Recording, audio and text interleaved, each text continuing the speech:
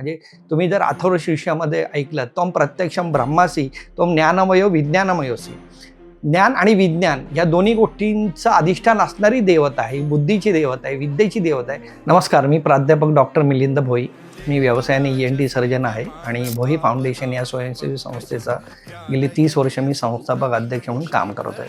As ए doctor म्हणण्यापेक्षा as ए सामाजिक कार्यकर्ता किंवा एक ॲक्टिव्हिस्ट म्हणून मला असं लक्षात आलं आहे, युवकांना जर चांगलं ट्रेन करायचं असेल, युवकांनी चांगल्या कामात जावं असं वाटत असेल, युवकांनी राष्ट्र उभारणीच्या कार्यात जर जावं असं आपल्याला वाटत असेल, त्यांनी चांगल्या मार्गावर राहावं असं वाटत असेल, तर गणेशोत्सवासारखा दुसरा उत्सव नाही असं मला प्रामाणिकपणे वाटतं. मोठ्या मोठ्या आंतरराष्ट्रीय विद्यापीठामध्ये MBA केलेल्या मुलांना जे कळत नाही ते ज्ञान आमच्या गणेशोत्सव मंडळाच्या कार्यकर्त्यांकडे असतं. आणि हे सगळं गणेशोत्सवाशी का निगडीत आहे, तर इतर देव आपले आणि गणपती बाप्पा याच्यामध्ये जमीन आसमानचा फरक.